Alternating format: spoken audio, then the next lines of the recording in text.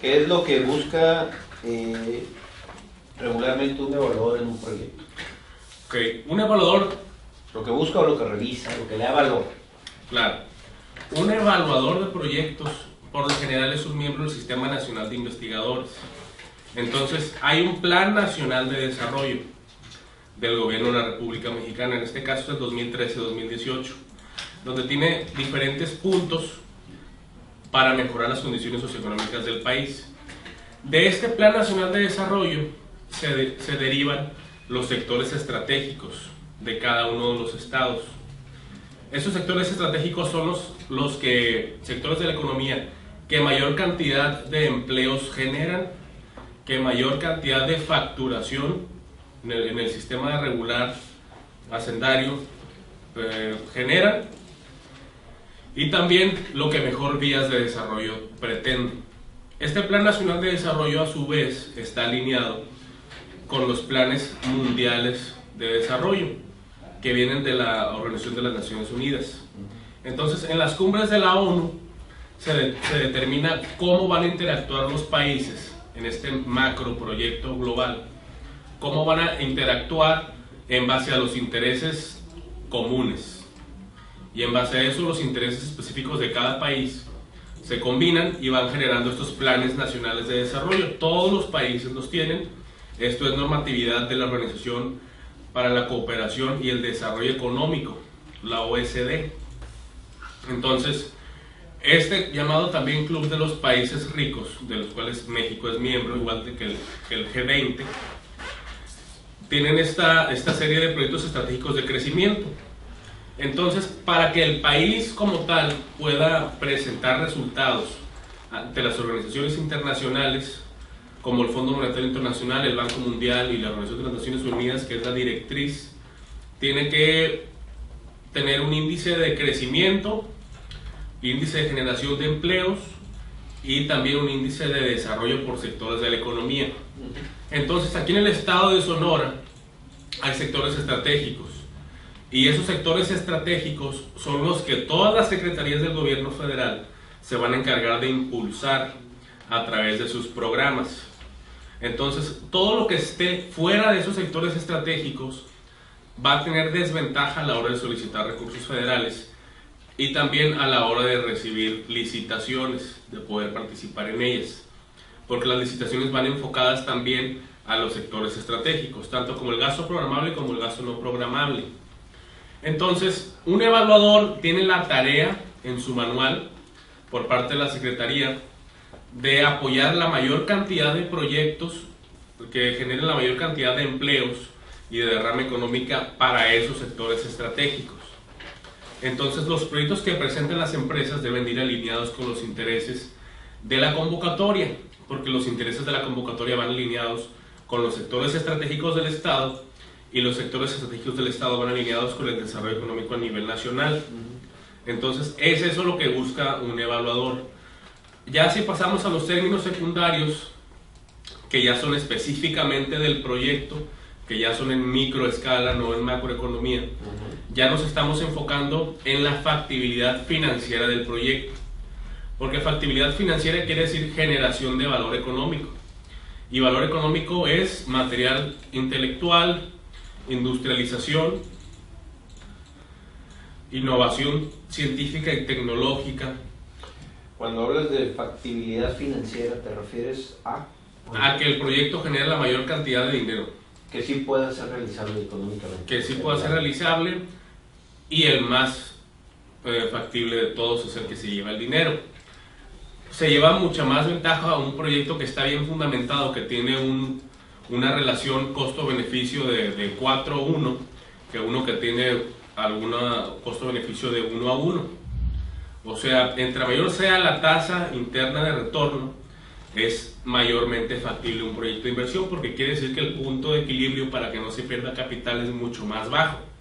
El proyecto tiene que alcanzar resultados, cuando es muy bueno, resultados muy por debajo de lo esperado, y aún así genera utilidades. Entonces, esa clase de proyectos con mucho margen de error es lo que está buscando un evaluador. Porque si nos ponemos a ver las gráficas de la Secretaría de Economía, dice que más del 90% de las empresas fracasan en los primeros 2 años. Entonces, la principal razón por la cual fracasan las empresas es por la ignorancia en temas de negocios prácticos. Por un lado, porque inician empresas que no cubren una demanda ni existente, y muchas veces cuando existe no es una demanda que esté creciendo. Entonces, ¿qué pasa? Que se satura el mercado de la oferta, se reducen los precios y terminan quebrando un montón de empresas y se pierde la oportunidad de hacer negocio. Entonces, tú como empresario lo primero que tienes que pensar es en dónde puedo tener ventaja competitiva, y eso quiere decir en qué mercado puedo ingresar que no esté saturado, que yo pueda ofrecer algo que esté dispuesto el cliente a pagarme por ello, porque le va a ahorrar dinero, tiempo o esfuerzo, o le va a incrementar sus utilidades como empresa o el beneficio que le dan otros productos. Eso es la ventaja competitiva. Por eso es muy importante dentro de un proyecto que marques cuál es tu ventaja competitiva y cómo te estás diferenciando comercialmente y de dónde partes contra otras empresas. Si no tienes competencia, si estás desarrollando un nuevo producto, abriendo un nuevo mercado, es mucho más fácil que tengas el éxito que si vas a entrar a un mercado que ya tiene alguien que lo domina o mucha competencia. Entonces, por ejemplo, este proyecto es muy bueno desde el punto de vista de los negocios y de la investigación, porque es un tema poco conocido, hay poca información, está poco explotado y la competencia es muy baja, se puede abrir mercado. Entonces tiene muchos puntos a favor. Eso es lo que busca el evaluador. También buscan el mérito tecnológico y científico. Quiere decir que haya ideas nuevas de explotar los recursos naturales o de agregarles valor a lo que ya hay. Pensando siempre en una demanda, en una necesidad. Todos los negocios nacen de la necesidad de las personas. Pues las necesidades de las personas siempre van a ser las mismas, manifestadas de diferentes maneras. Antes, por ejemplo, se vendían muchos caballos porque la gente en vez de caminar pues andaba en caballo y se transportaba más rápido, ¿no? La necesidad era la misma, movilidad y transporte. Después se cambió por el automóvil, que era la misma necesidad, pero solucionada de una manera más eficiente. Entonces, esto va a suceder con el tiempo permanentemente y se tiene que encontrar maneras de innovar que no se utilicen en sectores donde no hay demanda, que se utilicen en sectores donde hay una necesidad, que la demanda no ha sido cubierta. Ahí es donde está el negocio. También son llamadas ineficiencias de mercado. Hay que especializarnos en esas ineficiencias de mercado, que es cuando hay poca información, cuando hay poca oferta, cuando hay una gran demanda creciente. ¿Cómo le llamaste? Ineficiencias de mercado. Esas 3 palabras, ineficiencias de mercado, son muy válidas de estudio. Entonces ahí es donde están las oportunidades de negocio. Vale la pena que se pongan a investigarlo profundamente, las ineficiencias de mercado. Aquí en México hay muchas ineficiencias de mercado. Entonces hay mucha ignorancia. Esa es la ineficiencia de mercado más grande de todas. Entonces, como la Secretaría de Economía dice que más del 90% de las empresas fracasan, es principalmente por esa razón. También el 90% de los proyectos o más que ingresan para solicitar recursos federales son rechazados. En primer lugar, porque no cumplen con la normatividad, que es el primer filtro. Con esto quiere decir que no son parte de la población objetivo de la convocatoria o que no cumplen con todos los requisitos jurídicos y legales para ingresar a la convocatoria.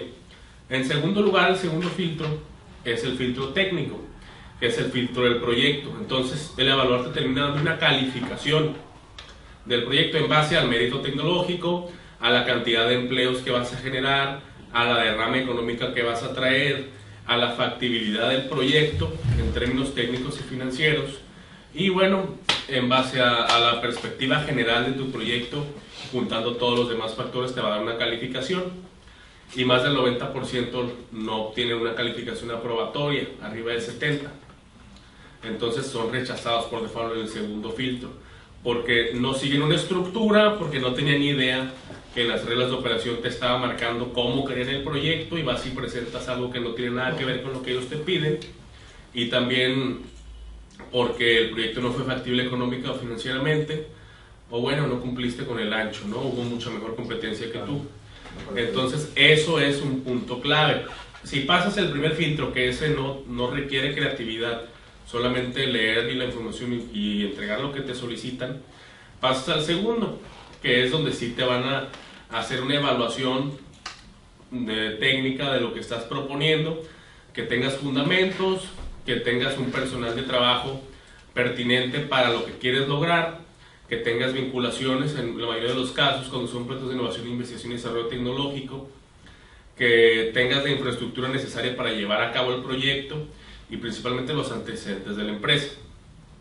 Y ya en tercer lugar llega a la mesa directiva, que la mesa directiva está compuesta por diferentes personas de diferentes secretarías, de diferentes dependencias, como por ejemplo delegados de la secretaría de donde se está ingresando el proyecto, directores, subdirectores, delegados, subdelegados. Puede ser también de la Secretaría de Función Pública, pueden integrar gente de la Secretaría de Economía, pueden integrar gente de cámaras empresariales, etcétera, etcétera. Y todos ellos conforman el comité directivo. Y él es el que selecciona qué proyectos de los que llegaron y pasaron todos los filtros con las mejores calificaciones van a ser apoyados. Entonces ellos principalmente ven la cantidad de empleos que se van a generar, porque el principal generador de empleos en la economía mexicana es el sector privado. Entonces es una manera de apoyar a la economía nacional la generación de empleos, pero a través del sector privado, porque no las puede generar el sector público. Y eso es algo en lo que se fijan mucho los directores, que son los que deciden qué proyectos sí se apoyan y qué proyectos no. Ahora, cuando hay una problemática que está afectando la economía estatal y tú presentas una solución a esa problemática que está haciendo que se pierdan miles de millones de pesos o cientos de millones de pesos, y la solución que es tu proyecto vale 3, 5, 10 millones de pesos, ahí hay que tomar en cuenta el costo-beneficio. Entonces, si supongamos, yo en el 2012 propuse un proyecto de investigación y desarrollo tecnológico para hacer un sistema que contrarrestara el efecto de las heladas en el maíz. Entonces las pérdidas eran como de 45,000 millones de pesos en maíz que se había perdido por las heladas. El proyecto que yo propuse costaba alrededor de 15 millones de pesos en las 3 etapas que tenía. Entonces eso llegó a la mesa directiva y bueno, fue la única solución viable que tenía vinculación y personal capacitado para solucionar esa problemática estatal que estaba costando una inmensidad de dinero, y por eso fue que decidieron apoyarlo. Tuvo una de las calificaciones más altas de todo el estado y logró obtener todos los recursos que necesitó ese proyecto, con todo el apoyo del gobierno, de las instituciones vinculadas y con la colaboración de los investigadores. Entonces, cuando ya estamos hablando de proyectos estratégicos, proyectos que detonen otros sectores de la economía, ya estamos haciendo una reacción en cadena, y eso también es muy bien evaluado en un proyecto de inversión, que no solamente vayas a explotar tu giro, sino que también otras industrias se vean beneficiadas, porque eso genera un círculo virtuoso de más empleo para todos, y cuando hay más empleo para todos hay más egreso, hay más compras y crecen más empresas que a su vez contratan a más gente. Lo contrario sucede cuando deja de haber empleos, menos gasto de las personas, menos ventas para empresas y tienen que despedir gente porque ocupan menos personal. Entonces eso es lo esencial, lo que busca un evaluador. Lógicamente un evaluador ve proyectos todos los días y les pagan de 1,000 a 3,000 pesos por evaluar un proyecto. Ellos tienen que cumplir con la evaluación del proyecto, pero a la vez están interesados también en leer proyectos interesantes, proyectos que tengan pies, que tengan cabeza, que tengan una buena estructura, porque la mayoría de los proyectos que ellos revisan no tienen forma. Entonces, cuando llega un proyecto que sí ven que tiene forma, que viene profesionalmente elaborado, capta su atención. Entonces, ya que tiene su atención, tienes que captar su interés proponiendo algo bueno para la economía. Ahí ya no se trata de inventar cifras, de inventar números, de inventar procesos, de inventar ideas. Se trata de comprobar todo lo que tú estás proponiendo. Y lo compruebas ¿cómo? Con el capital humano, lo compruebas con el diagrama de procesos del plan detallado del proyecto, que se note que hiciste una investigación a fondo y que sabes qué estás proponiendo, que sabes cuáles son tus riesgos, que sabes de dónde estás partiendo con un estudio del estado de la técnica, para que no dupliques investigaciones, porque hay mucha información que tú ya puedes utilizar de otras universidades, empresas o personas que le hicieron antes que tú, para partir de un punto más acercado al presente, o sea, el estado del arte. y eso toman mucho en cuenta. Lógicamente también toman en cuenta cuando no concuerda lo que pusiste en el presupuesto de inversión con lo que está en el plan detallado del proyecto, ahí sí es punto negativo. O si no solamente no concuerdan, sino que no pusiste bien en el plan detallado del proyecto lo que venía en el proyecto de inversión, en el presupuesto de inversión, también es punto menos, porque no está clara la información. Hay que empatarla para que sea lo mismo en la corrida financiera que en el proyecto de inversión, y que todo influya para obtener los mismos resultados. Hay que tomar mucho en cuenta en una evaluación los gastos elegibles, que en la mayoría de las convocatorias son diferentes. En la clase de proyectos como este de IDT, te permiten prácticamente meter todo sin restricciones. Es tan necesaria la innovación y la investigación tecnológica y científica en el país, que te dan esas facilidades de que metas todo lo que ocupes con tal de que cumplas lo que estás prometiendo. Entonces, en otros casos de proyectos, cuando pides maquinaria y equipamiento, que pides consultorías y certificaciones, que pides capital de trabajo, te ponen todas las limitantes del mundo para que solamente eso que te están diciendo ellos que puedes pedir sea lo que pongas en tu proyecto. Aquí no, que son las mejores convocatorias para obtener apoyos. Estamos hablando como del 30% del presupuesto para apoyos federales que se va a investigación y desarrollo tecnológico, porque es muy necesario.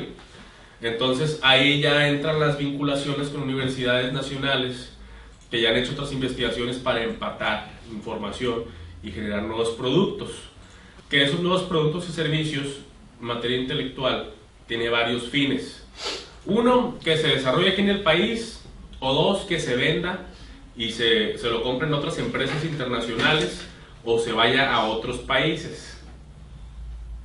Entonces la información vale mucho porque ahorra tiempo, dinero y esfuerzo. Eso es lo que estamos buscando en esta investigación. En el caso de la Caraya, generar información porque no hay, entonces ocupamos tener esa información para tener ventaja competitiva. Este proyecto cuenta con todo para obtener una de las más altas calificaciones donde sea que se aplique, siempre y cuando se cumplan los lineamientos que ya vimos el día de hoy, el día de ayer y el día de antier. Hay que tomar en cuenta que todo esto es con el único objetivo de mejorar las condiciones socioeconómicas del país. Y bueno, cuando una buena administración hace bien su trabajo, crece el empleo, crecen las empresas, hay más utilidades, recortan más impuestos y bueno, en general vamos hacia arriba como país. Cuando no, pues sucede lo contrario. Entonces, los políticos y los que tienen cargos importantes en el gobierno y puestos políticos importantes tienen que entregar resultados si quieren seguir avanzando en su carrera, independientemente de cómo se haya utilizado el dinero. Entonces, para que tú puedas llegar con todas las de ganar y los políticos y los funcionarios te apoyen, independientemente de que te conozcan o no, tú tienes que entregarles resultados, y si entregas resultados siempre vas a tener las puertas abiertas en todas las ventanillas del gobierno federal para obtener el apoyo.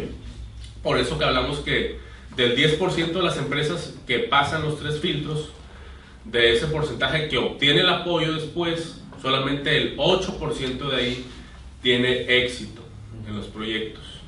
Entonces ahí es muy importante resaltar todo el éxito que ustedes tengan y hayan tenido y sigan teniendo en los proyectos como antecedentes de que son una empresa que está cumpliendo con lo que está prometiendo, que está teniendo éxito, que tiene una buena dirección y de que están continuando con una innovación y que tienen un plan, así como el Plan de Innovación 2013-2018, que viene dentro del Plan Nacional de Desarrollo.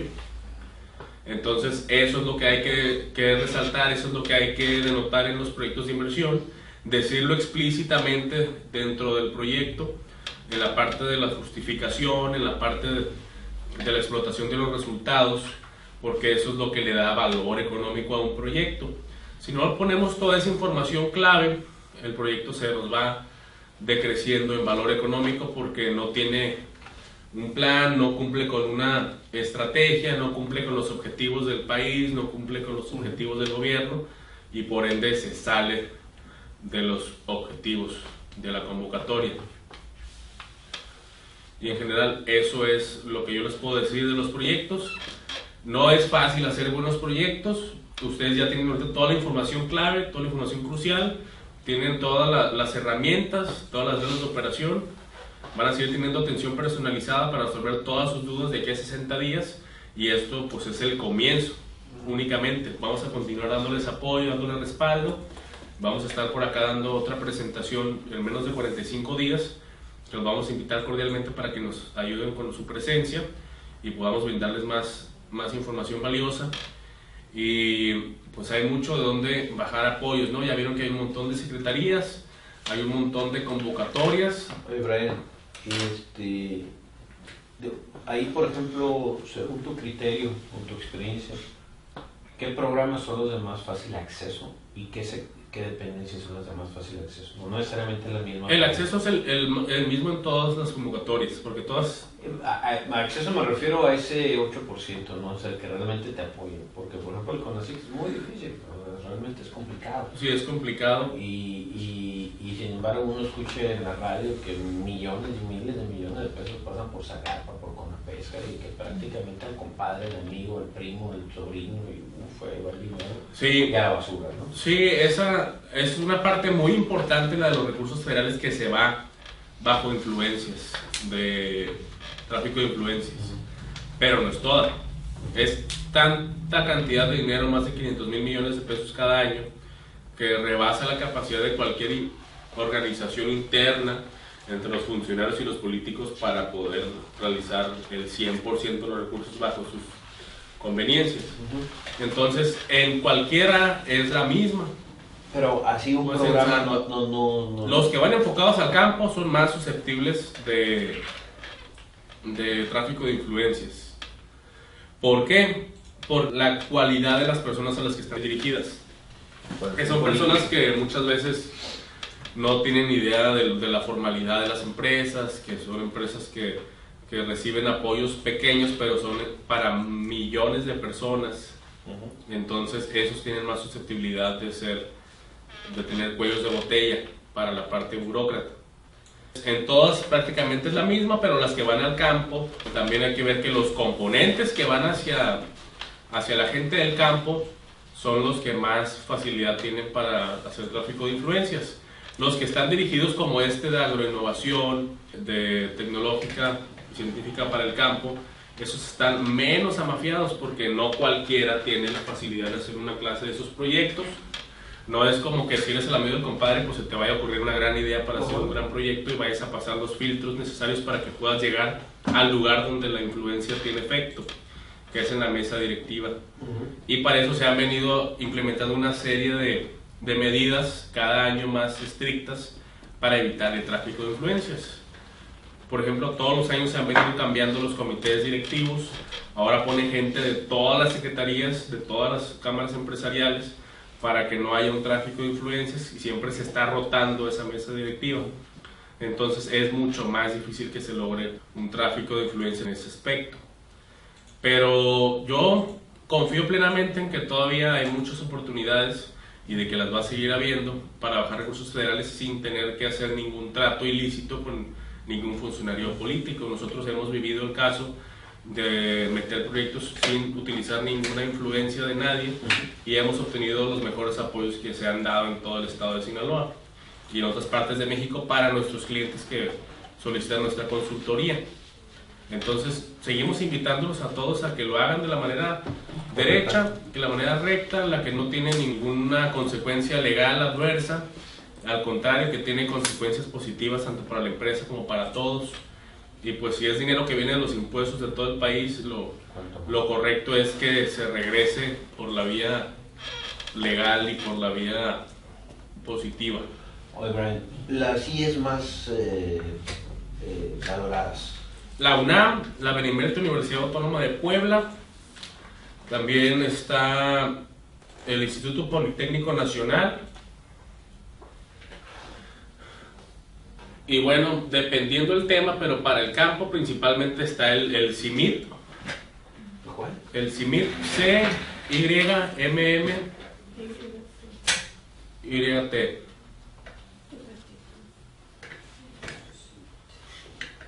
Que eso es para el maíz y el trigo, pero también tiene otras variedades vegetales que estudian. Ellos cuentan con apoyo internacional. También está la Universidad de Chapingo, El Universidad tema Autónoma agrícola. de Chapingo, en el tema agrícola, para la producción de semillas y toda la investigación biotecnológica. ¿Y para qué ramo en específico? Porque son diferentes especialidades las de cada universidad. No más así, que me puedes dar, por ejemplo, esas dos del campus. Esas son las principales.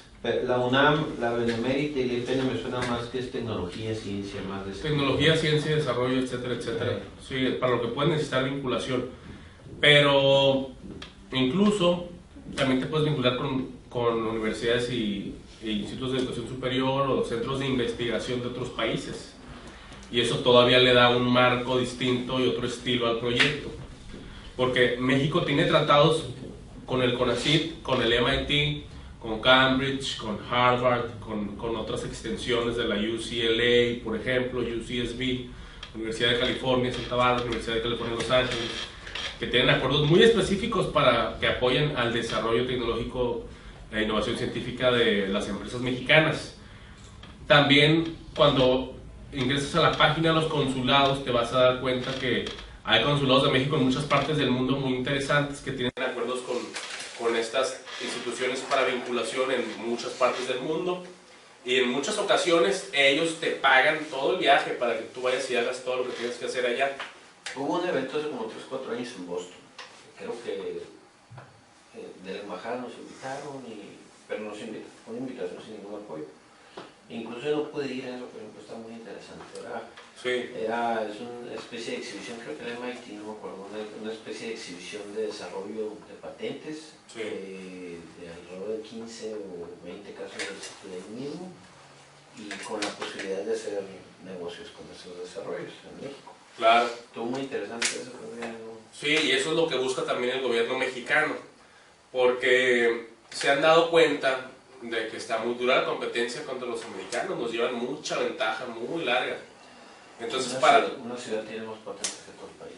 Sí, entonces, para disminuir nuestra desventaja competitiva, para aumentar nuestras ventajas, el gobierno se está apoyando en los países más desarrollados a nivel tecnológico: Alemania, Japón, China, Estados Unidos, Suiza, Singapur, Australia, con el objetivo de que hagamos transferencia tecnológica, no innovación, transferencia nada más. Entonces para eso también hay apoyo, y son proyectos un poco menos complicados, y también no cualquiera los hace. Aquí hay que resaltar el hecho de que si es tráfico de influencias, la gente quiere hacer lo menos que se pueda para obtener un peso. Y aunque no sea tráfico de influencias, también quieren hacer lo menos que puedan porque no creen tanto en sí mismos. Entonces, esa es la principal ventaja de un equipo de proyectistas. Creer en sí mismos lo suficiente como para levantar el teléfono y hablar en inglés con alguien que esté en otra parte del mundo y hacer una vinculación, una alianza estratégica. Oye, Brian, el apoyo para la transferencia tecnológica es doméstico e internacional. En ambos de las casos. dos. Y una transferencia tecnológica necesariamente conlleva una patente, o sea que existe una patente. No, porque tanto pueden ser técnicas como pueden ser material intelectual, o como puede ser capacitación para procesos. Porque hay muchas cosas que se inventan, que se llegan después de mucha investigación, que no son sujetas a la protección intelectual. Entonces esos también tienen valor económico y también los puedes utilizar. El problema es que las empresas tengan la visión para utilizarlas y para sacarles dinero. Ese es el principal problema, no tanto la cantidad de patentes, ¿no? Y vamos con eso de vuelta al caso de los médicos en México, que hay una gran cantidad de médicos desempleados, pero tenemos una deficiencia en el sistema de salud. Oye,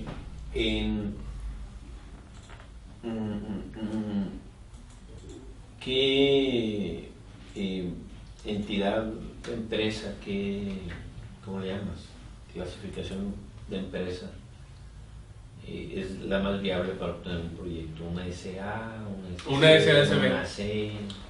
Una sociedad anónima capital variable. Esa es la que más se encuadra en cualquier convocatoria federal. Hay unas específicas para personas de la sociedad civil, sí, o sea, para asociaciones civiles y sociedades civiles, pero son muy específicas, son muy pequeñas, con muy pequeños fondos. porque la SADCB, por su responsabilidad, es mucho más amplio el objeto, las capacidades. Bajo la ley de sociedades mercantiles también está mucho más amplio el esquema de legalización y de restricciones. Entonces por eso se utiliza prácticamente para cualquier convocatoria federal. Pero sí, es la más importante. También se puede ingresar como persona física, pero es mucho mejor el beneficio como persona moral. De hecho, como persona moral, como SADCB, te ponen un techo siempre mucho más alto que como persona física. Mucho más riesgoso que persona física. Sí. Bueno, de mi parte serían todas las preguntas. No sé si alguien tiene una pregunta o vemos el... Usted en la reunión comentaba también que al momento de realizar un proyecto, ¿qué pesaba más, si se trataba de una investigación o de una innovación? O un producto, sí. Pesan igual, porque la investigación es para llegar a un producto, o para dejar de usar un producto, o para sacar un producto nuevo, alterno. Y cuando tú sacas un producto, que estás haciendo innovación con un producto, pues no sabes realmente tampoco si va a funcionar o no.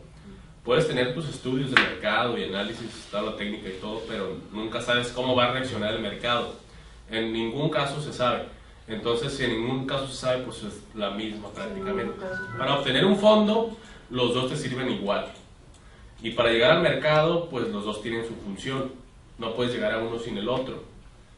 Y hay muchos productos que se lanzan incluso sin haber hecho investigaciones y tienen mucho éxito.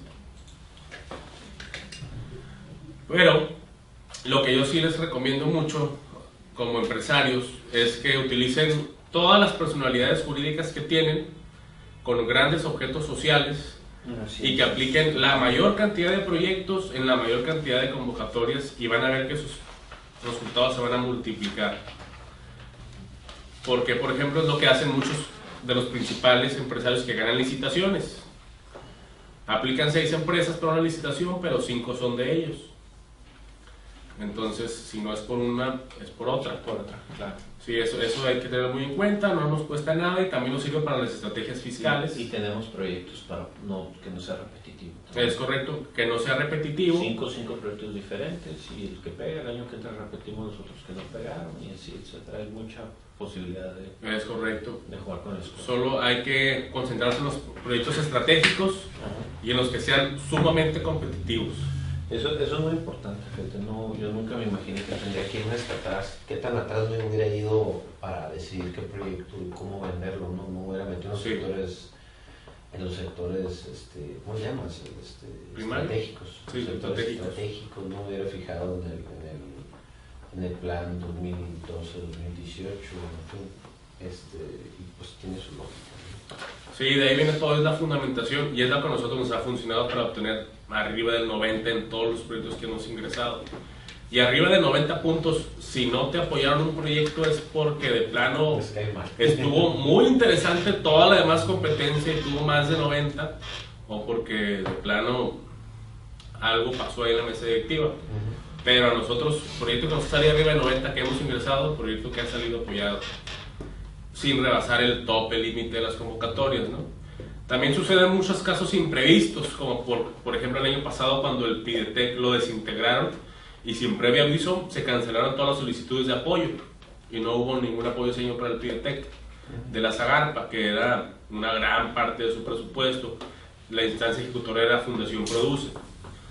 Y bueno, también sucede cuando hay un desastre natural, que los recursos se succionan de distintas secretarías para hacerle frente a los gastos que genera un desastre natural, un terremoto, un huracán, una contingencia de seguridad nacional, etcétera, etcétera. Pues Brian, al momento de presentar un proyecto de inversión y que un investigador está revisando, ¿existe una correlación entre el monto que estás pidiendo y algo que venga en el proyecto? Por ejemplo, la generación de empleos, generé 10 empleos, pues estoy pidiendo 20 millones, ¿no? Pues nunca le vamos a apoyar. No tiene una correlación la cantidad de empleos que vayas a generar del proyecto directamente con lo que estés pidiendo para el gobierno. Porque tú estás pidiendo a lo mejor 10, 15, 20 millones y vas a contratar solamente a 10 personas de alto nivel de preparación, de maestría, de doctorado. Porque lo que tú estás proponiendo y lo que tú estás vendiendo y el gobierno te está comprando es que de aquí a X cantidad de años en el futuro va a ser tanto el impacto de tu tecnología, de tu investigación, de tu información, que va a hacer que un montón de empleos se generen o de que una gran pérdida económica o de valor económico en el país se reduzca. Entonces, lo que le interesa al gobierno y nos interesa a todos como ciudadanos es que los proyectos que se apoyan con recursos federales disminuyan la pérdida, incrementen las ganancias económicas, generen empleos sin importar cuánto se les invierta, porque hay muchos proyectos que se les invierte $1,000,000, 500,000, pero se quedan o en la bolsa del que los solicitó y nunca hizo nada y nunca vuelve a recibir nada, o se quedan en un fracaso, en un gran fracaso, un pequeño fracaso, pero fracaso a final de cuentas. Entonces, siempre cuando tengas éxito puedes pedir lo que la convocatoria te marque. Siempre cuando tengas un buen plan hay que tratar de diferenciarse en la mayor medida de lo posible, porque de lo contrario pues no estás compitiendo, te estás quedando en la misma línea que todos los demás. Y si llegan 20 proyectos que quieren hacer la misma cosa, no hay ninguna diferencia que se lo hace uno que se lo hace al otro, ¿no? Claro. Ahí ya entra lo de a ver quién te cae mejor para que le des el apoyo. ¿Qué otra pregunta, chicos? Acerca de la continuidad de proyectos, por ejemplo, si se llega a tener, a lo mejor, se hace un proyecto de innovación científica y se ve que no hay resultados positivos en el momento que se planteó, o ¿cómo decir? Esas modificaciones que se plantearon a cierto proyecto o cierta innovación no se rindieron los frutos que se esperaban, pero de ahí te surge que puedes buscar por otro lado. Es un éxito. El mismo proyecto. El mismo proyecto, sí se puede modificar y continuar. Sí, convocar de vuelta, ¿no? Lo puedes hacer, modificar o continuar. O sea que no hayas logrado concretar el proyecto anterior no quiere decir que se acabó la vida de ese proyecto. O puedes poner un proyecto nuevo, que es prácticamente la misma. Solo que de una ya tienes antecedentes y un éxito y el otro pues vas a comenzar desde cero. Sí, de las dos la puedes hacer de igual forma. Y esta empresa se tiene que enfocar por el giro de los que conforman el grupo. Se tiene que enfocar en el ProSoft, en el ProYat, en el IPPC, de la Secretaría de Economía, esos tres. Las del INADEM, por supuesto, todo lo que puedan rascarle al CONACYT y las que ya vimos que sí entran de Zagarpa. También, ¿me puedes repetirlas? Claro, es ProYat, PRO y latina AT. Sí. ProYat, ProSoft, IPPC, Industrias Pesadas y Ligeras. También del INADEM. También, pues todo lo que responde el CONACYT tiene muchos más apoyos y fondos sectoriales y mixtos. Hay apoyos que te reducen todo el consumo eléctrico, que no pagas impuestos, que no pagas electricidad, que te ponen investigadores, que te mandan con viajes al extranjero para que vayas a ver otras empresas y otras tecnologías, y todo eso les puede servir a los propósitos del grupo. Eso es importante. Son muchísimas del CONACYT, y las del CONACYT son las menos competidas, son las más generosas de tecnología y ciencia y todo lo que sea desarrollo. Y todo el mundo le saca. Y sin embargo dices que el CONACYT es el que tarda más en publicarse, el que se sale un poquito del se sale un poco porque el nivel de estudios de la gente que lo administra es mucho más elevado que el de todos los demás. Para eso está, sí. Es correcto, entonces ahí es mucho más difícil que haya tráfico de influencias, es mucho más difícil también que haya malos manejos del capital, y es el que mejores resultados ha tenido de todas las secretarías en todos los aspectos. Bueno, el CONACYT me habías dado otro, era el INADEM, el CONACYT, el ProYat, ProSoft y la Zagarpa, los componentes que vimos el día de ayer, que era el programa 2 y no me acuerdo para el otro era, por cierto, pero por aquí lo tenemos anotado. Creo que el 2 y 7. Creo que sí, el 2 y 7. Y bueno, pues hay muchas más convocatorias, ¿no? Ahorita son las que se me ocurren, pero también está ProMéxico. ProMéxico no ha publicado este año la red de operación, pero en ProMéxico es todo lo que sea necesario para exportar, para viajar a otros países, misiones comerciales, oficinas en otros países, en representaciones de cualquier índole. ferias, exposiciones, etcétera, etcétera. Respecto a lo que comentó, aunque no hayas generado los empleos que dijiste que ibas a generar, hayas tenido los beneficios económicos, pero encontraste otra forma de hacerlo. ¿Sigues Es válido. Hubo éxito en el proyecto, porque ya se sabe por dónde no. Entonces ya no se van a volver a gastar recursos en hacer esa investigación que tú ya hiciste. Entonces incrementas el estado de la técnica. Exacto, gracias. Y eso es mérito tecnológico también. Y todo eso. Lo que sí te iba a preguntar. Mande. El nombre del proyecto tiene un límite de palabras, por ejemplo. Tiene un límite de caracteres en la plataforma cuando lo vayas a subir. Ok. Porque, por ejemplo, en los talleres que yo he asistido así de Conacyt, nos hacen mucho hincapié de que el máximo de 15 palabras. O sea, no es tratar de aventarte todo el proyecto en el título, sino de decirlo lo que es conciso, pero que Sí. lo digas en esas pocas palabras. Es correcto. Que resalte el qué, el cómo y el por qué. Así como vimos ahorita, el nombre está perfecto. Bueno, no es nombre, es el título del proyecto.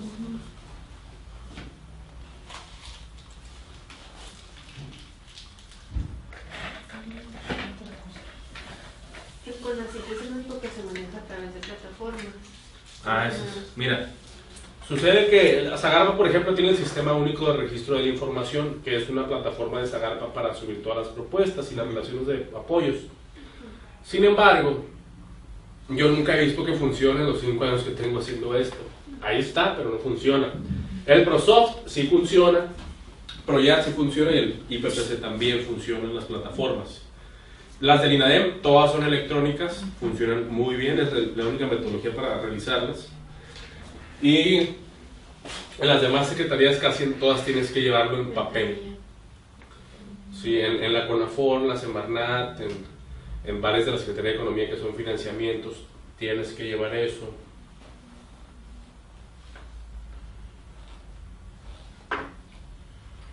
Tienes que acudir en persona. Tienen que firmar el representante legal, todos esos detalles técnicos. Por ejemplo, en este proyecto, en cuestiones del estudio de mercado, ¿ahí qué precios debemos de tomar en cuenta? Lo de las semillas, exportación, para hacer una diferencia, lo de la goma en sus presentaciones. Todo lo que tengas información lo vas a poder utilizar para hacer tu estudio y análisis. Okay. ¿Desde cuánto te cuesta producirlo Por a ejemplo, ti? pensaríamos en las semillas. O sea, ¿cuánto nos cuesta a nosotros adquirir la semilla? Sí. Si no está en el país, pues ¿cuánto nos va a costar exportarla? Importarla. Importarlo, sí, perdón. Y ya desde ahí en adelante, pues ya en sí todo el producto. Sí, ¿no? todo lo que va a ser el proceso hasta que tienes ya el producto, cuánto te costó llegar al producto. Y de ahí partes en la competencia. ¿Cuánto cuesta a nosotros apósitos de la competencia? Hechos o no hechos de lo que tú vas a vender. Entonces ya ahí comparas si estás arriba o si estás abajo. Pero ahorita no sabemos realmente.